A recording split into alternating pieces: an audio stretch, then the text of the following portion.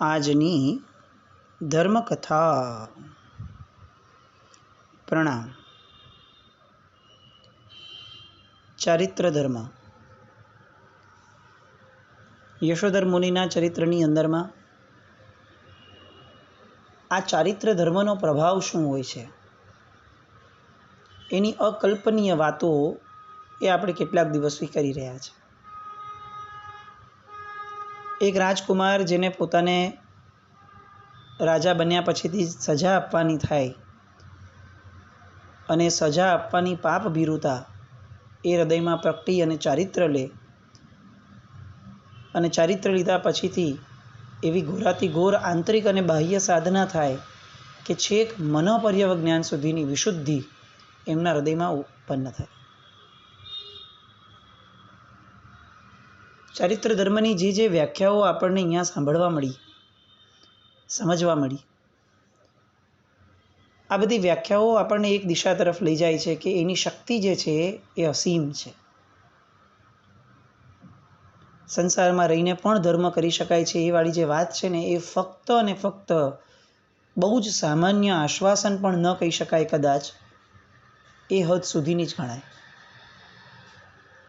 કારણ કે ધર્મ એ અસ્ખલિતતા સાથે શોભે અને અસ્ખલિત ધર્મ, અબાધિત ધર્મ એ ચારિત્ર ધર્મની અંદર જ શક્ય બને છે. 50 જાતની પડોજણની વચ્ચે, 50 જાતના વ્યવહારની વચ્ચે, 50 જાતના પ્રલોભનની વચ્ચે રહી અને મનને વારે ઘડીએ માંદું ને શિથિલ બનાવવું, પાછું એને પ્રયત્ન કરીને થોડું સશક્ત બનાવવું, ફરી પાછા વધુ માંદા પડવું અને મનની માવજતમાં ને માવજતમાં જ આખું જીવન વ્યતીત થઈ જાય તો સાધના ક્યારે થાય? અને એટલા માટે જ રાજમાર્ગ ધર્મ માટેનો, મોક્ષ માર્ગનો એ ચારિત્ર ધર્મ છે. પૂર્વકાળની અંદરમાં ને હજી પણ ચારિત્રની એક વ્યાખ્યા આ જ છે કે જીવને સાધના માટેની અનુકૂળતા મળી રહે એ માટેનો જે માર્ગ છે એ ચારિત્ર માર્ગ છે.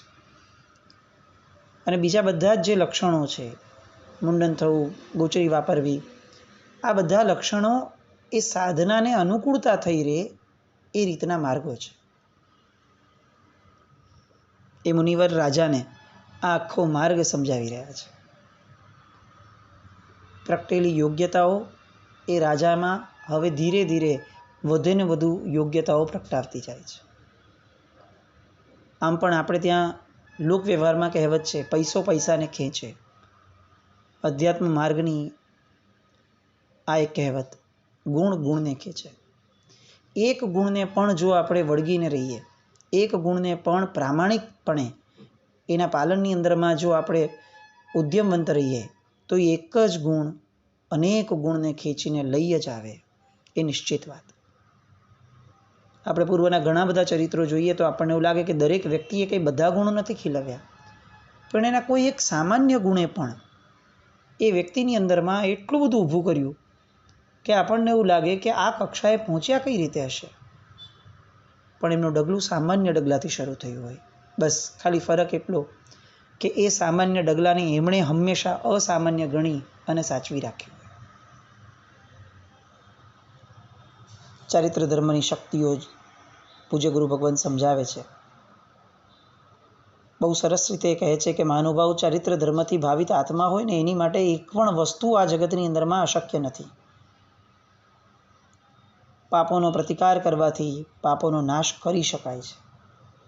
ગમે તેવું ઝેર ચડ્યું હોય પણ ઝેરને ઉતારી શકાય છે જો એના પ્રતિકાર કરવાની અંદરમાં આપણે ઉદ્યમવંત, શક્તિવંત બનીએ તો.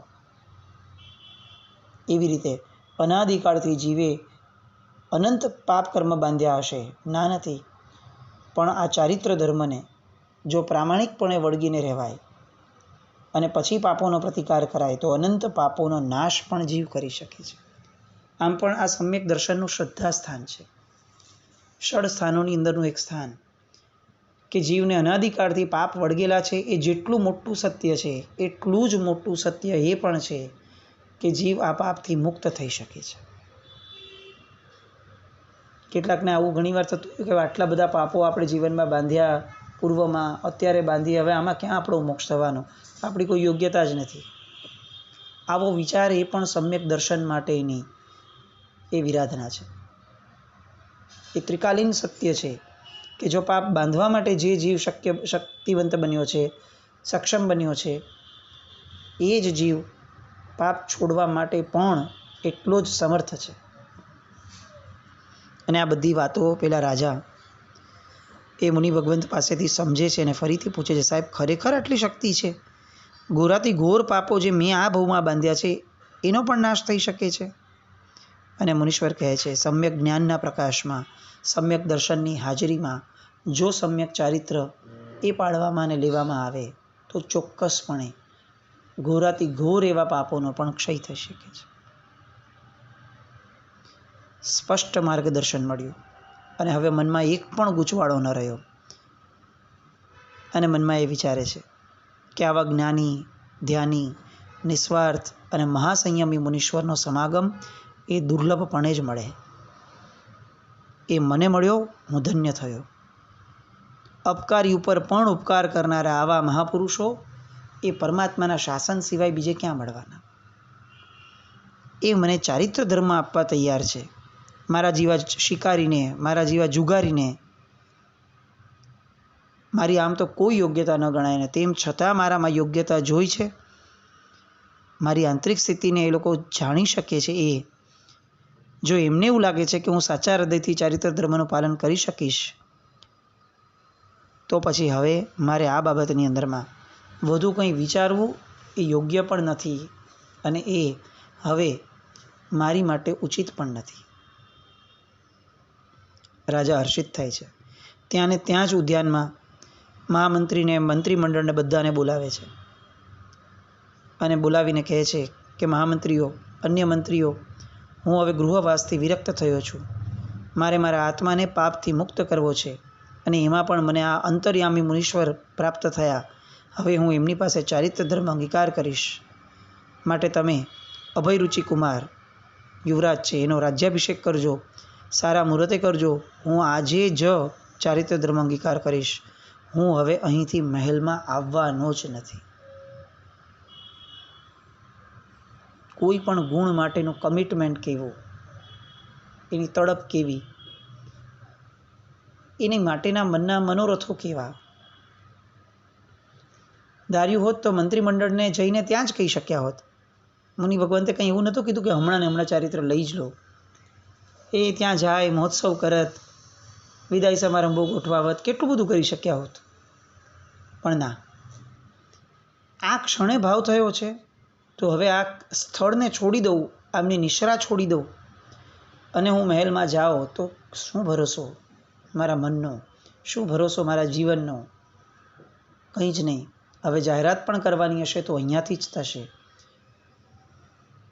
અને ત્યાં ને ત્યાં જ મંત્રીમંડળ તો હતું ની સાથે, સૈનિકોને મોકલાવી અને જણાવે છે. પહેલાં મંત્રીમંડળ આવે છે. હવે એ મંત્રીમંડળ, રાજપુરુષો આ બધા જઈને રાજમહેલમાં વાત કહે છે. શિકારને હિંસા કરવા ગયેલો રાજા એ હવે મહેલમાં પાછા ફર્યા વિના ત્યાં ને ત્યાં જ દીક્ષા લેવા માટે એમણે નક્કી કર્યું છે. આ વાત રાજપુરુષોએ રાજમહેલમાં સંભળાવી. મંત્રીની આ વાત રાણીઓ સાંભળે છે, અભયરુચિ કુમાર સાંભળે છે, અભયમતી સાંભળે છે. અંતઃપુરની બધી જ રાણીઓને ખ્યાલ આવે છે. ગીત અને સંગીત બંધ થાય છે. બધા જ સ્નેહથી, ભયથી, અલગ અલગ સંજ્ઞાઓથી બધા આહત બને છે, હતપ્રભ થઈ જાય છે. આવું કેવી રીતે થઈ શકે? કેટલાકની આંખમાંથી રુદન થાય છે, કેટલાકને હર્ષ થાય છે. બધા જ રાજમહેલમાંથી જે સમયે સમાચાર મળ્યા, એ સમયે જે સ્થિતિમાં હતા એ જ સ્થિતિમાં પગપાળા ભાગે છે ઉદ્યાન તરફ. આ રાજા તો શિકાર કરવા નીકળ્યા હતા એટલે માથે મુગટ તો હતો નહીં, હાથ પર બાજુબંધ વગેરે પણ ન હતા, ગળામાં રત્નહાર પણ ન હતો. બહુ સામાન્ય વસ્ત્રોની અંદરમાં એ ત્યાં ગયા હતા. શિકાર માટેના શસ્ત્રો અને અશ્વ વગેરે જે હતું એ તો મૂકી દીધા હતા અને મુનીશ્વરની પાસે, ચરણ પાસે એ રાજા બેઠા છે. રાણીઓ આવી મહારાજાને પ્રણામ કર્યા, એમનો જય જયકાર કર્યો. મહારાજાએ પોતાને ઔચિત્ય જાળવવા માટે, પોતાની અંતઃપુરની રાણીઓને પોતાનો આ નિર્ણય દર્શાવ્યો. એમણે મુખ્ય જે રાણી હતી નિરંજના એને કહ્યું કે મારે આવી રીતે આ બધી મારી સાથે ઘટના બની અને એના કારણે હું અત્યારે અહીં જ ચારિત્ર લેવા માટે લાલાયિત બન્યો છું. પેલી રાણી પણ કહે છે કે અમે તો વિચાર્યું હતું કે શું થયું હશે, કેમ આ સિંહ પાંજરામાં પુરાવા માટે ઈચ્છિત બન્યો હશે. અમને બધાને ચિંતા થઈ હતી અને ચિંતાને દૂર કરવા રાજા આખી ને આખી જે વાતો સુરેન્દ્રદત્તથી લઈને જે પૂર્વભવની વાતો થઈ તે વાતો, પોતે જે શિકારી કૂતરાઓ છોડ્યા હતા એ વાતો, બધી જ વાતો કરે છે. બધી જ વાતો સાંભળવા સમયે પેલા ભાઈ બહેન પણ હાજર છે. એક ચિત્તે સાંભળે છે, આશ્ચર્યમાં ગરકાવ થઈ જાય છે, હૃદય ફફડી ઉઠે છે. અંતઃપુરની રાણીઓ પણ સ્તબ્ધ બની ગઈ. બધાના મનની અંદરમાં આ નૈનાવલીનો વિચાર આવ્યો અને એ અવસરે આ બંને ભાઈ બહેનને જાતિ સ્મરણ જ્ઞાન થાય છે. પોતે પોતાના જ્ઞાનની અંદરમાં પોતાના પૂર્વભવોને જુએ છે. જે રીતે મુનીશ્વરે વર્ણન કર્યું હતું, જે રીતે પિતાજી બોલ્યા છે, એ જ રીતે બધાએ આ ભવોને જોયા. એમને મૂર્છા આવી ગઈ, ધરતી પર ઢળી પડ્યા. રાણીઓ કકડી ઉઠી કે આ વળી શું બન્યું, આ આજે કેવો દિવસ છે, બધું એક પછી એક કેમ આવું થઈ રહ્યું છે. પવન નાખવા માંડ્યો દરેક વ્યક્તિઓએ. થોડી વાર પછી મૂર્છા દૂર થઈ, જાગ્રત થયા. એમના કારણે જે એમની માતાને મૂર્છા આવી ગઈ હતી એમની પણ મૂર્છા દૂર કરી. બધાએ આશ્વાસન આપવાનું શરૂ કર્યું અને ત્યાં બંને ભાઈ બહેન પિતાજીને વિનંતી કરે છે કે અમારી દુઃખપૂર્ણ બહુ પરંપરાની યાતનાભરી વાતો સાંભળીને અમારા હૃદયમાં પણ તીવ્ર વૈરાગ્ય પ્રગટ્યો છે. અમને પણ ચારિત્ર ધર્મ સ્વીકારવાની અનુમતિ આપો. અને મહારાજા સહર્ષ કહે છે કે જે માર્ગ મને પસંદ આવ્યો એ માર્ગ તમને પણ પસંદ આવ્યો એનો મને આનંદ છે. આ રાજ્યનું શું થશે એવી કોઈ ચિંતા એ સમયે રાજાને નથી થતી. સેંકડો વર્ષોથી જેનું પાલન કર્યું, જેને ભોગવ્યું એવું રાજ્ય હવે એનું શું થશે? જો તમે પણ દીક્ષા લઈ લેશો તો હવે આપણા વંશમાં કોણ રહ્યું?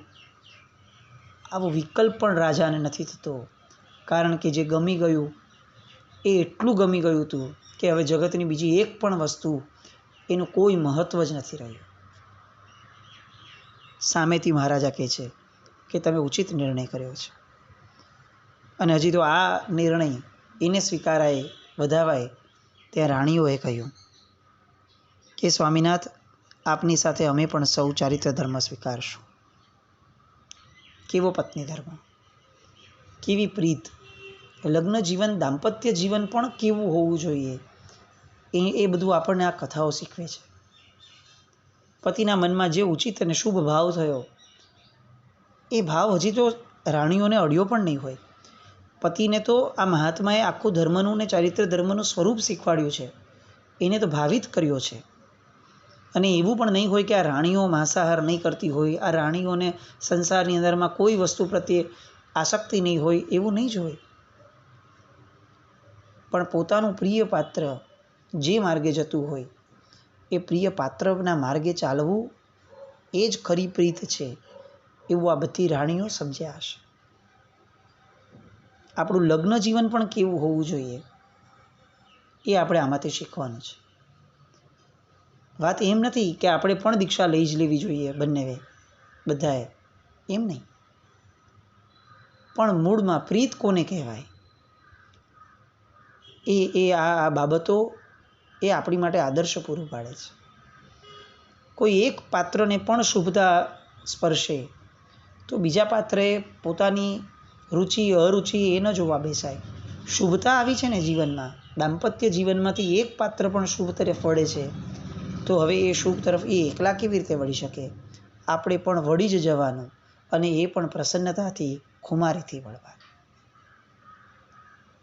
પ્રીત સગાઈ જગમાં સહુ કરે, પ્રીત સગાઈ ન કોઈ, પ્રીત સગાઈ નિરુપાધિક કહી, સોપાધિક ધન કોઈ. આ જે આનંદગંજી મહારાજાનું પદ છે, આ નિરુપાધિક પ્રીત છે, એમાંથી બહાર નીકળી અને સોપાધિક પ્રીતની અંદર જે આ સંસાર આપણને ખેંચીને લઈ ગયો છે એ બધી જંજાળોને તોડવી, એ પ્રીત. લગ્ન સમયે સાથે રહેવાનો જે નિર્ણય કર્યો હતો એ નિર્ણય નિભાવ્યો.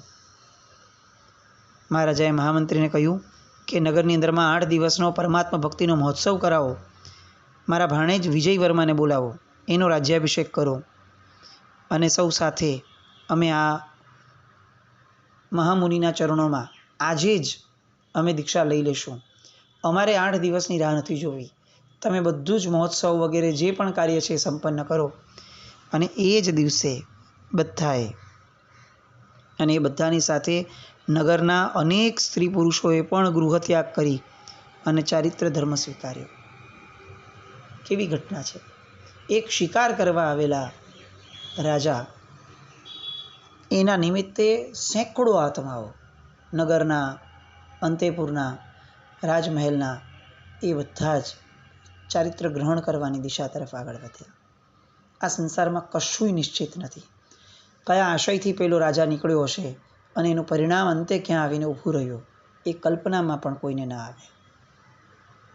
આ બંને આત્માઓ, સુરેન્દ્રદત્તનો આત્મા, રાજમાતાનો આત્મા, એ બંનેએ પણ દીક્ષા લીધી. આ દીક્ષા પછી તરત પહેલો વિચાર આ સુરેન્દ્રદત્તના આત્માને આવ્યો અને એમણે કહ્યું, ગુરુ ભગવંત, નૈનાવલીનું શું? એ તો હજી રાજમહેલમાં જ છે. એમને ધર્મ કોણ પમાડશે? અને ત્યારે મહાત્મા એમને એમ કહે છે કે એણે એટલા તીવ્ર પાપ કર્યા છે કે અહીંયાથી ત્રીજી નરકમાં જશે. એનું આયુષ્ય કર્મ એણે બાંધી લીધું છે અને ત્યાર પછીથી ઘોર અતિ ઘોર એવા અસંખ્ય વર્ષો સુધી, અસંખ્ય ભવો સુધી એને દુઃખ ભોગવવા પડશે. રાજા પૂછે છે કે પણ આપે તો કહ્યું ને કે જીન ધર્મ પામે તો એ બધામાંથી વિશુદ્ધિ પામી શકશે, તો એને કેમ નથી પમાડવાનો વિચાર કરતા? અને ત્યારે પેલા જ્ઞાની મુનિવર કહે છે કે હવે વત્સ, હું એને ગમે તેટલો ઉપદેશ આપીશ, એને જૈન ધર્મ નહીં ગમે. એ મહામોહથી એટલી બધી મૂળ બની છે, એણે એની ભવિતવ્યતાને એટલી બધી બગાડી દીધી છે કે હવે એ ઉપદેશને પણ પાત્ર નથી રહી. દરેકની આંખની અંદરમાં એક કરુણાના આંસુ આવે છે. એ ઘરની વડીલ અત્યારે છે. એ ગમે તેટલા એના પાપ ખબર પડી, એના કુકર્મો ખબર પડ્યા, પણ છતાં સ્વજન છે અને સ્વજન માટેની આ વાતો એ સાંભળીને કોને દુઃખ ન થાય? પણ એ સ્વીકારવું રહ્યું, સ્વીકારે છે. અને પછીથી સેંકડો વર્ષો સુધી ચારિત્ર ધર્મનું નિરતિચાર પાલન કરી જ્યારે અંતિમ કાળ નજીક આવે છે ત્યારે વિધિપૂર્વક અંતિમ આરાધના કરે છે, કાળ ધર્મ પામે છે. આ બંને આત્માઓ, સુરેન્દ્રદત્તનો અને રાજમાતાનો, બંને દેવલોકમાં જાય છે. દેવલોકમાં અઢળક વર્ષો પસાર થાય છે. ચારિત્ર ધર્મની આ કેવી તાકાત છે! દેવલોકનું આયુષ્ય પૂર્ણ થાય છે. ત્યાંથી ચેવન થાય છે. કૌશલ દેશના સાકેત નગરની અંદરમાં રાજકુળમાં સુરેન્દ્રદત્તના આત્માનો જન્મ થાય છે. પિતાનું નામ વિનયેન્દ્ર, માતાનું નામ રાણી લક્ષ્મી હતું અને એમનું નામ પાડવામાં આવ્યું યશોધર.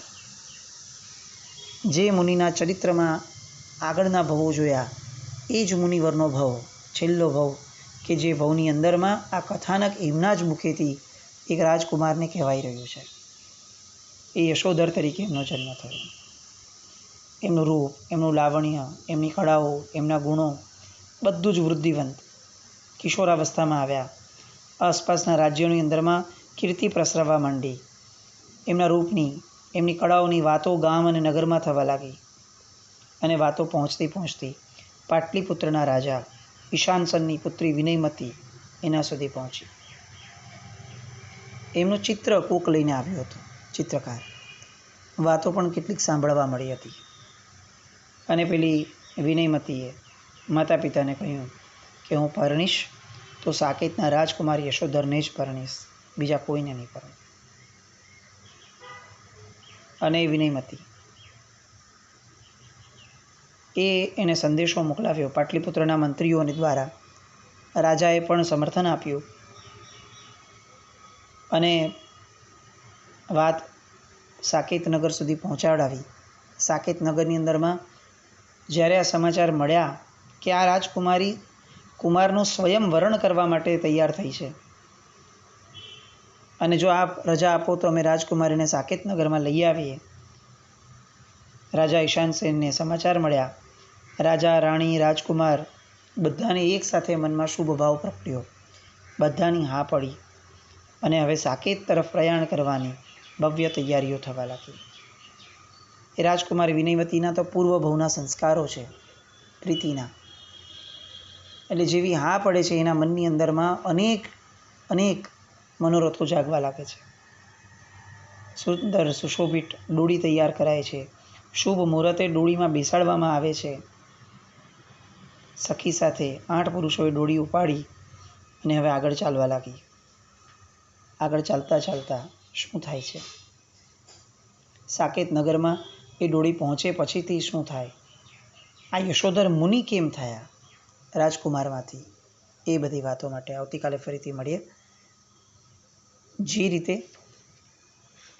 આ યશોધર મુનિના જીવને એમના પૂર્વ ભવની અંદરમાં પિતાના પગલે પગલે ચારિત્ર ગ્રહણ કરવાનો ભાવ થયો, પોતાને જાતિ સ્મરણ જ્ઞાન થયું અને પોતાની ભવ પરંપરા સાંભળી અને પોતાને જે રીતે તીવ્રતાથી ચારિત્ર ધર્મ સેવવાનું મન થયું, એવી જ રીતે આપણને પણ કોક જ્ઞાની મળે, આપણને પણ આપણી કોક ભવ પરંપરા જાણવા મળે અને એ જાણ્યા પછીથી આપણામાં સંવેગ પ્રગટે તીવ્રતાથી, અને સંવેગ પછીથી આપણામાં વીર્યોલ્લાસ પ્રગટે. આવું કંઈક આપણા જીવનમાં પણ આ જ ભવમાં થાય. આવા શુભ મનોરથ સાથે જીનાજ્ઞાવૃત કંઈ પણ બોલાય તો ઈચ્છામિ દુક્કડમ. જૈનમ જયતિ શાસ્ત્રમ.